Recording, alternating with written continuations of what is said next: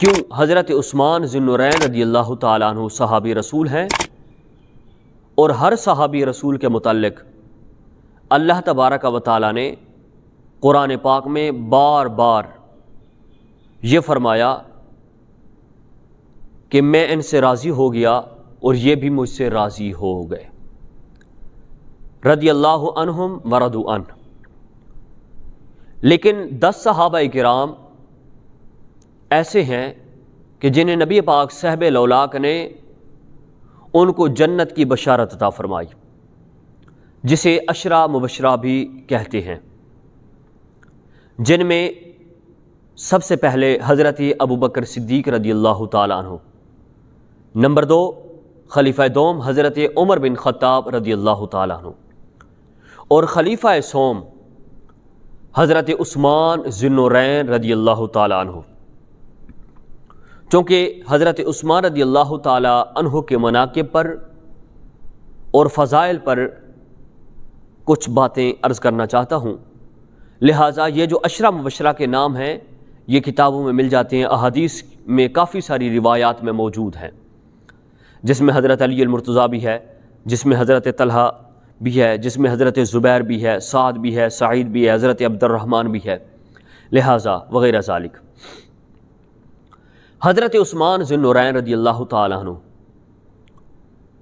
نبی پاک صاحب لولاک کے دوہرے داماد ہیں، دوہرے داماد،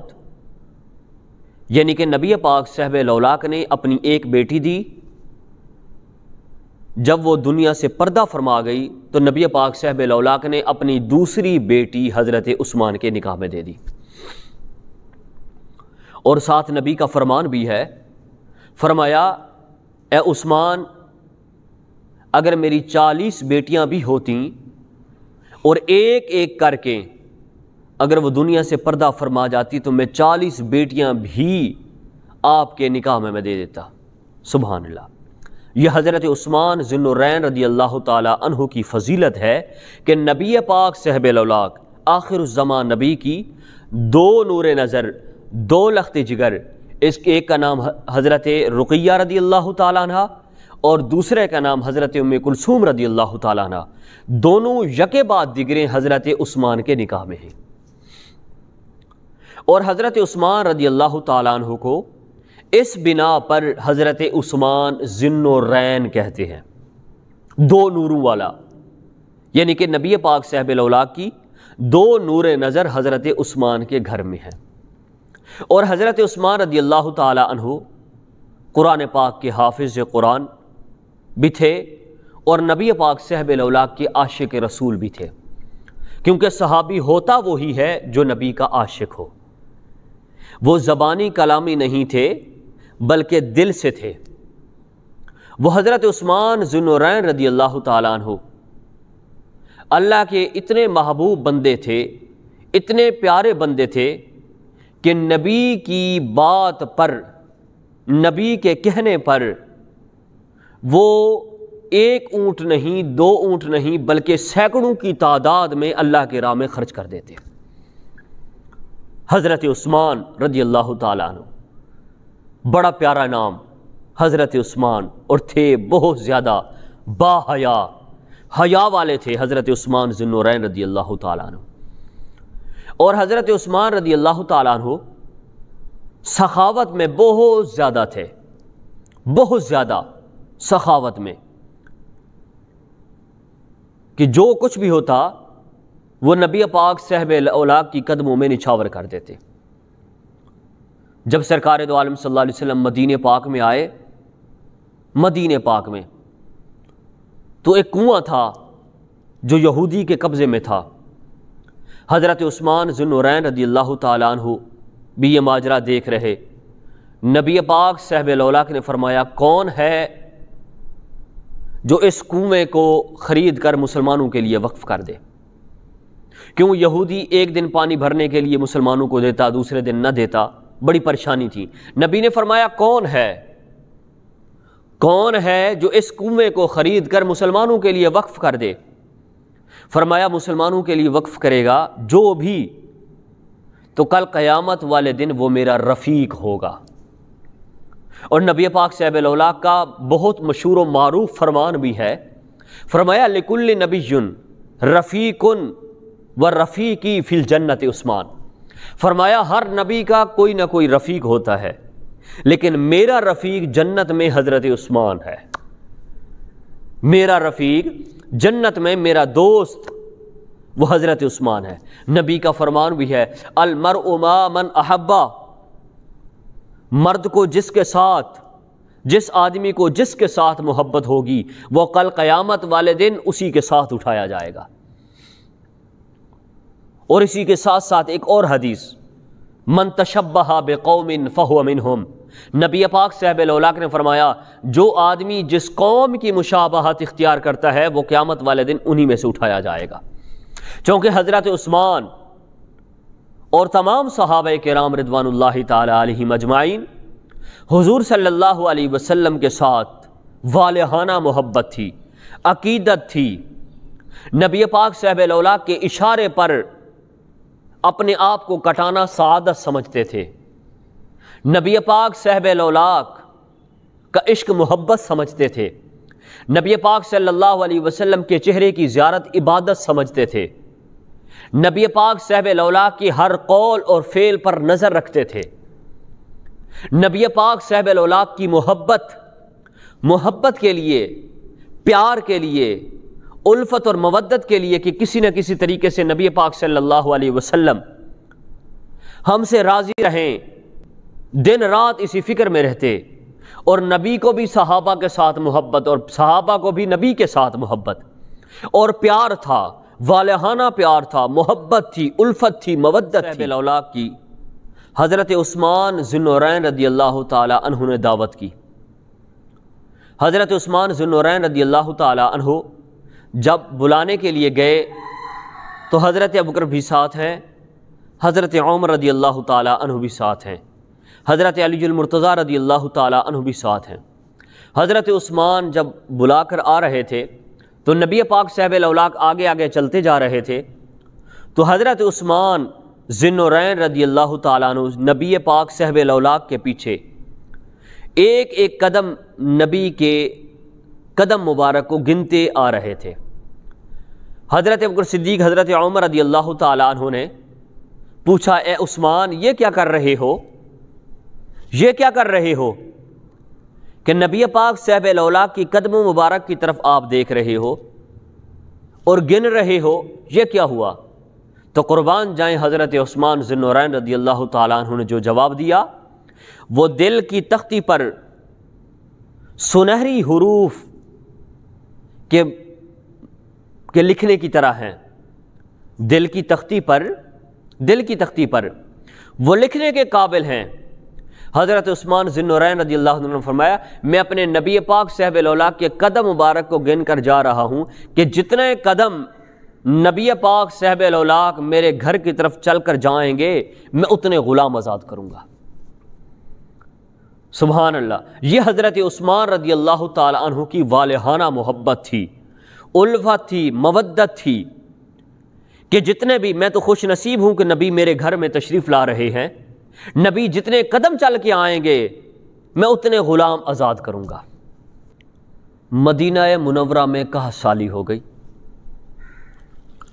حضرت سیدنا عثمان رضی اللہ تعالی عنہ نے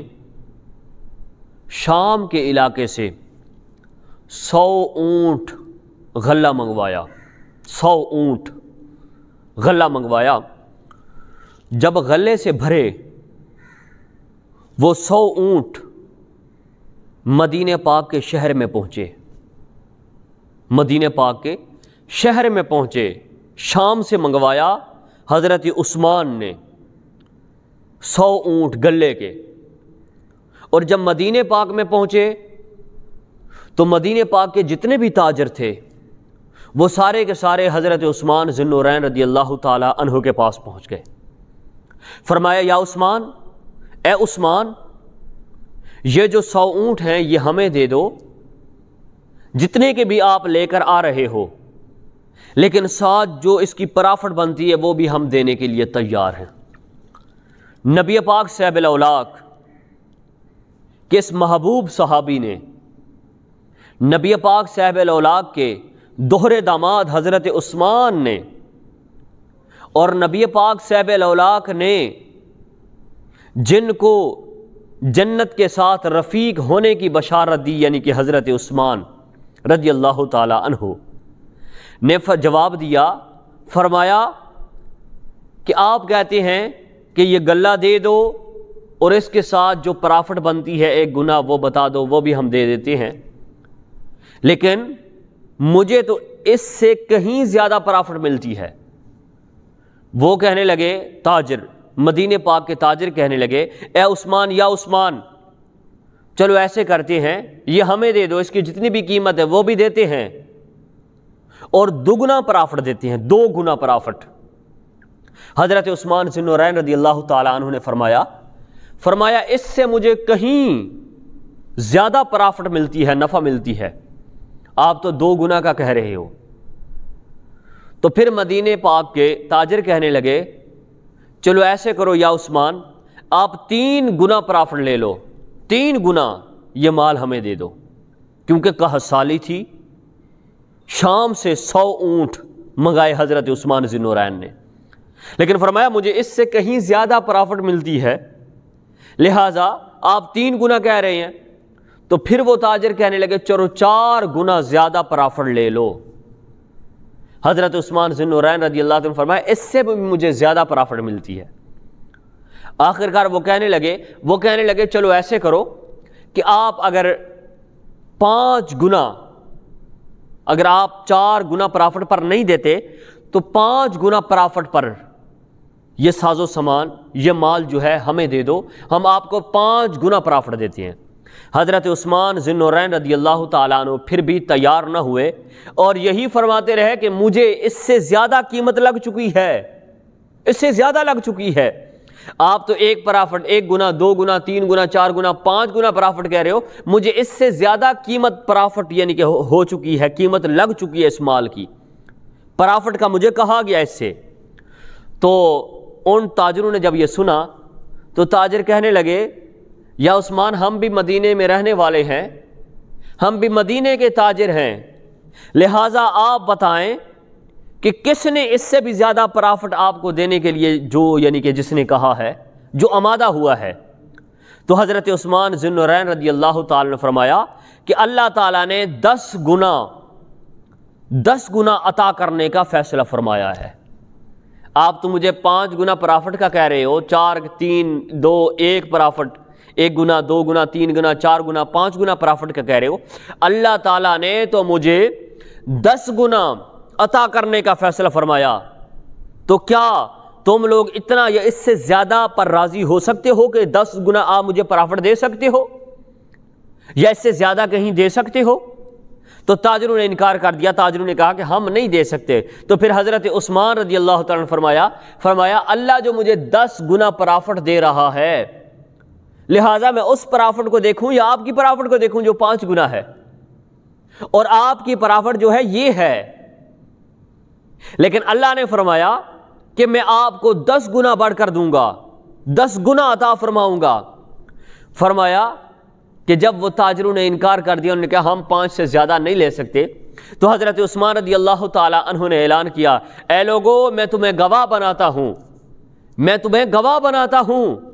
کہ یہ سارے کا سارا غلہ مدینے کے فقراء اور مدینے کے مساکین پر صدقہ ہے۔ یہ سارے کا سارا غلہ مدینے پاک کے جتنے بھی فقیر ہیں، مدینے پاک کے جتنے بھی مساکین ہیں، میں نے سب کو یہ مال صدقہ کر دیا ہے۔ اور وہ غلہ سارے کا سارا جتنے بھی محتاج لوگ تھے سب میں تقسیم فرما دیا۔ یہ تھی حضرت عثمان ذی النورین رضی اللہ تعالیٰ عنہ کی سخاوت۔ غزوہ تبوک میں دیکھو تو 300 اونٹ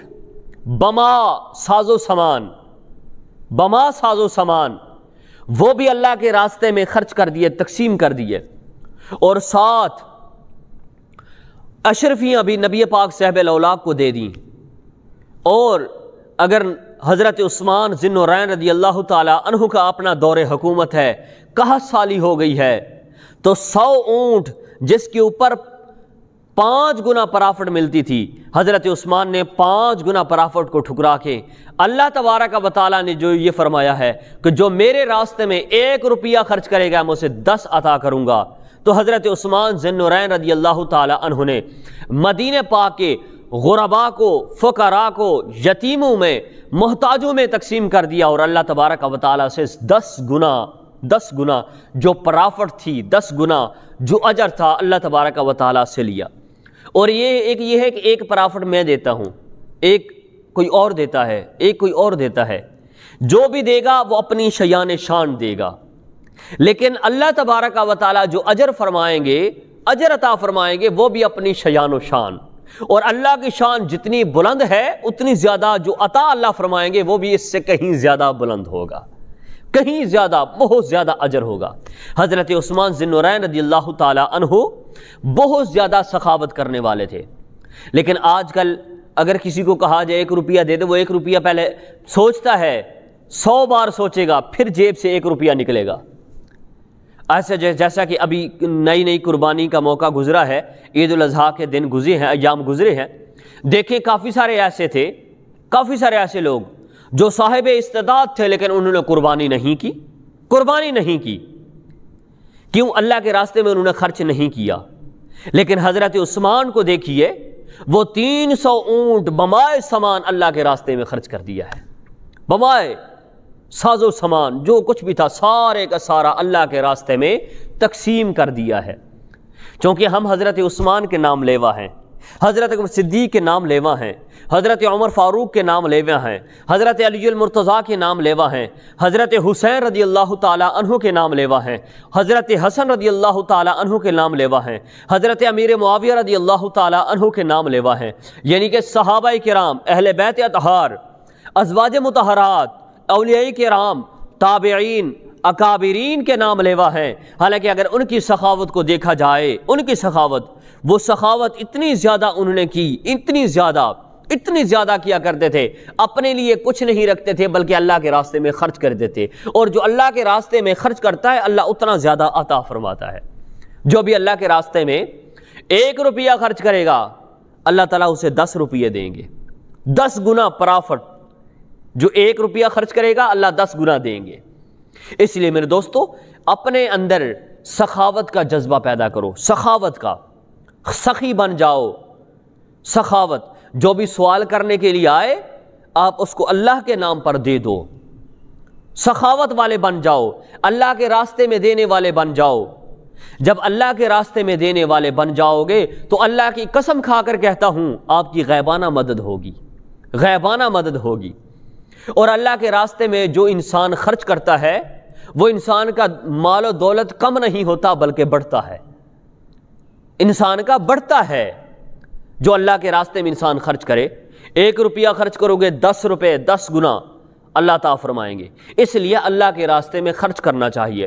غریبوں، یتیموں، فقیروں کا، پڑوسیوں کا خیال رکھنا چاہیے، ان کو دینا چاہیے۔ اگر اللہ نے دیا ہے تو اللہ کے دیے ہوئے سے ہم دے رہے ہیں، لیکن اللہ تبارک و تعالیٰ وہ واحد بادشاہ ہے، دنیا کے بادشاہ دیکھو، 1 مرتبہ مانگو گے، جب دوسری مرتبہ مانگو گے تو اپنے ماتھے کے اوپر تیور چڑھا لیں گے، منہ کو یوں پھیر لیں گے، اور اگر دوسری مرتبہ بھی دے دیا ہے تو تیسری مرتبہ وہ قطعاً نہیں دیں گے، اور اس کی امید بھی نہ رکھنا۔ لیکن اللہ کی ذات، اللہ وہ واحد بادشاہ ہے، جتنی مرتبہ مانگو گے وہ اتنی مرتبہ عطا کرے گا، جتنی مرتبہ مانگو گے، اور اللہ کے راستے میں جتنا خرچ کرو گے اتنا زیادہ اللہ تبارک و تعالی عطا فرمائیں گے۔ اور جب نبی پاک صاحب الاولاق دنیا سے پردہ فرما گئے، حضرت ابوبکر صدیق رضی اللہ تعالی عنہ کا دور آیا، تو حضرت عثمان رضی اللہ تعالی عنہ سے قبل حضرت عمر سے قبل حضرت صدیق، جب ان کا دور آیا تو وہ بھی جمعۃ المبارک کا جب خطبہ دیتے تو وہی عصا مبارک جو نبی پاک صاحب الاولاق اپنے ہاتھ میں پکڑ کر خطبہ دیا کرتے تھے، حضرت ابوبکر صدیق بھی اسی طرح خطبہ دیا کرتے تھے، وہی عصا مبارک تھا۔ اس کے بعد جب حضرت صدیق رضی اللہ تعالیٰ عنہ دنیا سے پردہ فرما گئے، حضرت عمر رضی اللہ تعالی عنہ کا دور آیا تو حضرت عمر رضی اللہ تعالی عنہ بھی اسی عصا مبارک کو، جن کو نبی پاک صاحب الاولاق کے مبارک ہاتھ لگے تھے، جن کو حضرت صدیق رضی اللہ تعالی عنہ کے مبارک ہاتھ لگے ہوئے تھے، اسی کو حضرت عمر رضی اللہ تعالی عنہ اس کو پکڑ کر جمعۃ المبارک کا خطبہ دیا کرتے تھے۔ اس کے بعد جب وہ دنیا سے پردہ فرما گئے تو حضرت عثمان ذی النورین رضی اللہ تعالی عنہ وہ اسی عصا مبارک کو، جن کو سرکار دو عالم صلی اللہ علیہ وسلم، جس عصا مبارک کو حضرت صدیق اور جس عصا مبارک کو حضرت عمر رضی اللہ تعالی عنہ نے ہاتھ لگایا تھا، اسی کو حضرت عثمان ذی النورین اپنے مبارک ہاتھوں سے پکڑ کر خطبہ دیا فرماتے تھے، خطبہ دیا کرتے تھے۔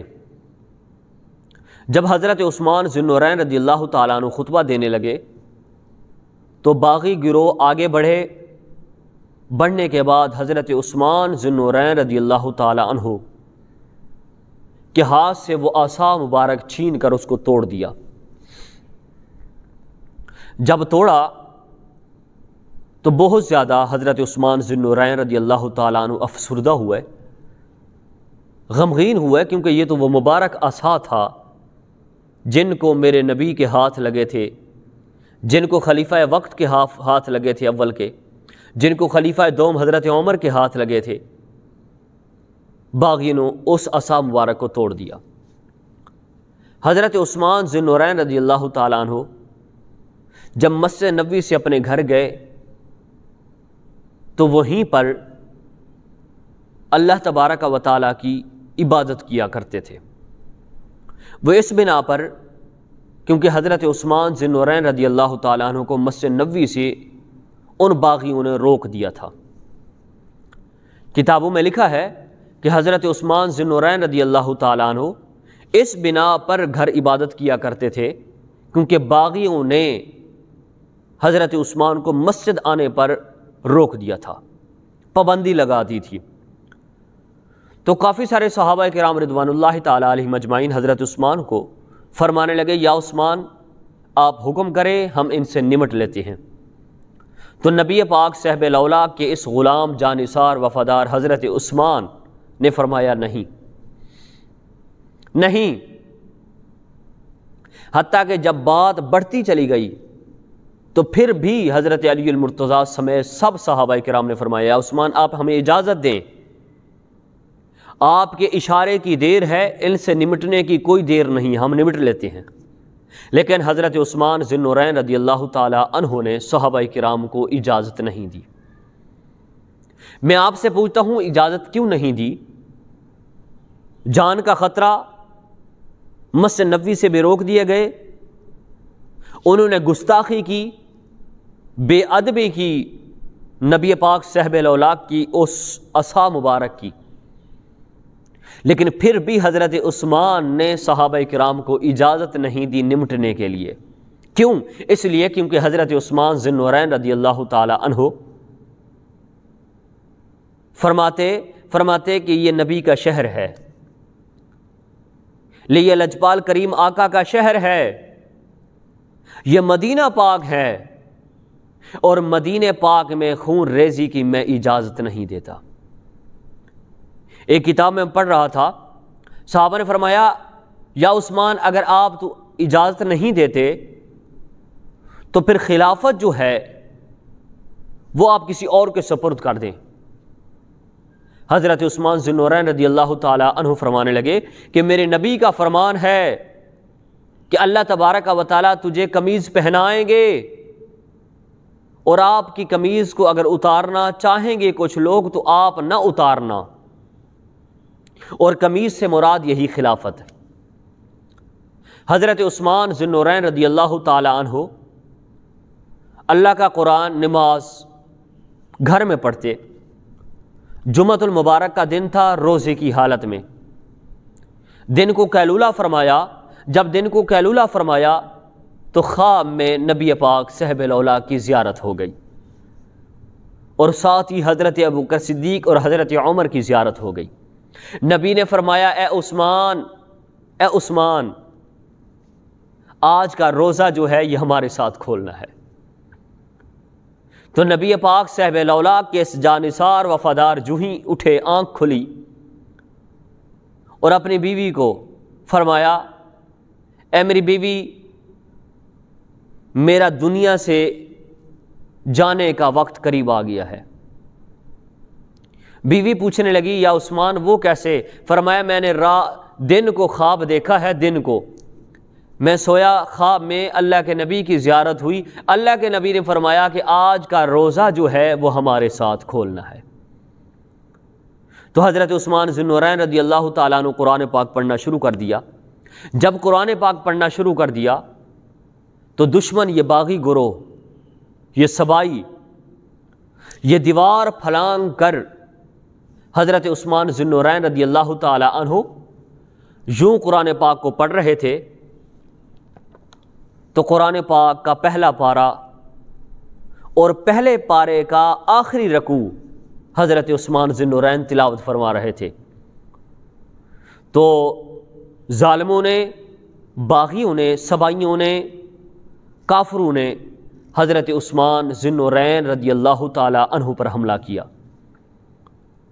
جب حضرت عثمان ذی النورین رضی اللہ تعالی عنہ کے سر مبارک پہ کوئی چیز ماری، خون پھوارے کی طرح پھوٹا، مقدس خون، وہ مقدس خون مقدس کلمات پر، مقدس کتاب پر جا گرا، اور وہ قرآن پاک کہ اس حرف پر جا کے خون کا قطرہ جا کے گرا، فَسَيَكْفِيكَهُمُ اللَّهُ، فَسَيَكْفِيكَهُمُ اللَّهُ، اسی پر حضرت عثمان ذی النورین رضی اللہ تعالیٰ عنہ کے مقدس خون کا قطرہ گرا۔ قربان جائیں،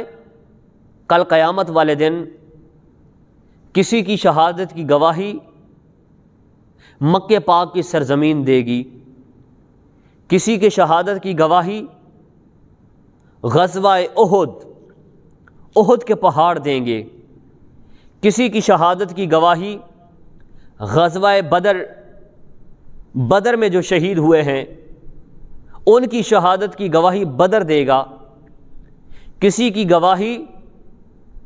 تبوک سے آئے گی، کسی کی شہادت کی گواہی حنین سے آئے گی،